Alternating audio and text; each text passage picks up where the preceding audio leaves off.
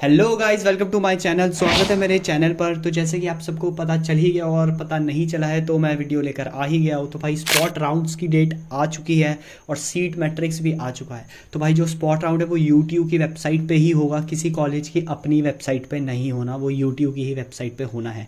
तो यूट्यूब ने स्पॉट 1 का जो है वो डेट रिलीज़ कर दिया है। तो चलिए अब डायरेक्ट वीडियो पे चला जाए बिना वक्त ज़ाया करे। तो भाई ये रही स्पॉट काउंसलिंग की डेट। 23 जुलाई से 24 जुलाई तक तुम भाई रजिस्ट्रेशन कर सकते हो। उसके बाद चॉइस फिलिंग तुम 23 जुलाई से 25 जुलाई तक कर सकते हो। और जो सीट अलॉटमेंट रिजल्ट आएगा वो 29 तारीख है, मतलब 29 तारीख को तुम्हारा रिजल्ट आ जाएगा, तुम देख लेना। और रिपोर्टिंग तुम 29 से 31 तारीख तक कर सकते हो। तो भाई ये था स्पॉट काउंसलिंग 1 का शेड्यूल। अब आगे भी स्पॉट आएगा तो मैं वीडियो बना दूंगा। अभी तो सिर्फ स्पॉट काउंसलिंग 1 का ही नोटिफिकेशन आया है। तो अब चलते हैं स्पॉट काउंसलिंग की कुछ बातों पर। तो भाई जो फीस रहने वाली है वो 2,000 रुपये रहने वाली है और ये नॉन रिफंडेबल है, जैसे कि तुम लोगों को पता ही होगा। और एक और चीज़, अगर तुमने यूट्यूब काउंसलिंग भरी थी और तुम्हें तीनों राउंड में कुछ नहीं मिला है तो भाई तुम डायरेक्ट स्पॉट में बैठ सकते हो। वो भी एक बिल्कुल फ्री में, तुम्हें कोई पैसा वहाँ नहीं देना, एकदम फ्री में तुम उसमें बैठ सकते हो। बस रजिस्ट्रेशन कर लेना, तुमसे वो पैसे चार्ज नहीं करेंगे। बट अगर तुम्हें कोई सीट मिल गई है या तुमने यूट्यूब काउंसलिंग नहीं भरी थी तब भाई तुम्हें रजिस्ट्रेशन करने के लिए 2,000 रुपये देने पड़ेंगे। और भाई स्पॉट में ऐसा होता है कि देखो, मान लो तुम्हें अभी मिली है सिविल, मिली है तुम्हें पंतनगर की, ठीक है ना, और तुम स्पॉट काउंसलिंग जब भर रहे हो तो हमेशा याद रखना स्पॉट काउंसलिंग में जो तुम्हें सीट मिलेगी फिर वही तुम्हारी सीट कंफर्म हो जाएगी। जो पिछले वाली सीट थी वो चले जाएगी भाई, वो तुम पे नहीं रहेगा फिर कोई अधिकार उस सीट में रहने का। इसलिए मैं बोल रहा हूँ अच्छी ब्रांचें ही भरना। सिर्फ जैसे मान लो कि तुम्हें सिविल मिली है तो तुम उसके बाद क्या भरना, सिर्फ तुम भरना सिविल मिली है तुम्हें तो तुम टॉप पे भर देना आईटी, फिर भर देना कंप्यूटर इंजीनियरिंग, फिर भर देना ईसीई, फिर भर देना इलेक्ट्रिकल, फिर भर देना मैकेनिकल। हाँ, बस इतनी ही भरना,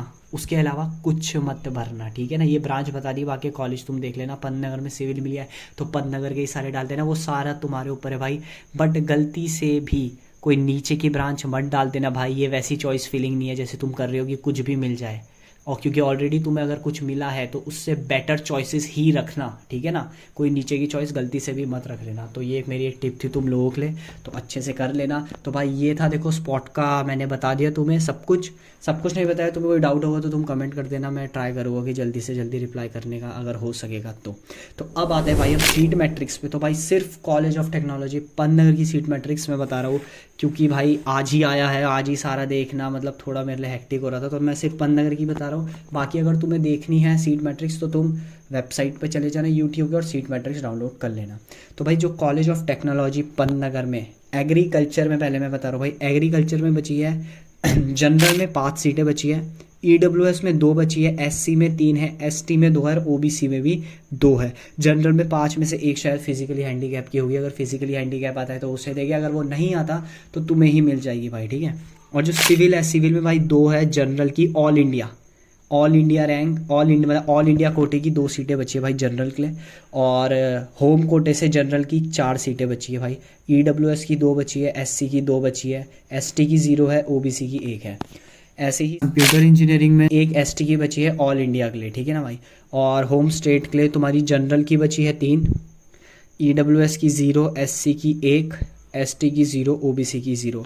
ऐसे ही इलेक्ट्रिकल की देखो, ऑल इंडिया रैंक और मतलब सॉरी ऑल इंडिया कोटे से 3 बची है, 1 जनरल की है, 1 एससी की है, 1 एसटी की है, ऑल इंडिया, ठीक है, ऑल इंडिया कोटे से।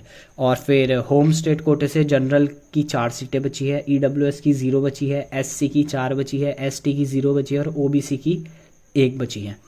अब जो ईसीई है भाई, इलेक्ट्रॉनिक्स एंड कम्युनिकेशन इंजीनियरिंग, तो भाई इसमें 2 जनरल की सीटें बची है ऑल इंडिया कोटा से और जो 3 बची है तुम्हारी जनरल होम स्टेट कोटा से बची है, ठीक है ना। 3 में से 1 फिजिकली हैंडीकैप की है। और ईडब्ल्यूएस से 0 है भाई, एससी से 1 है, एसटी से 0 है, ओबीसी से भी 1 है। ऐसी इंडस्ट्रियल प्रोडक्शन इंजीनियरिंग का तुम देख लो, मैंने स्क्रीन पे लगा दिया है।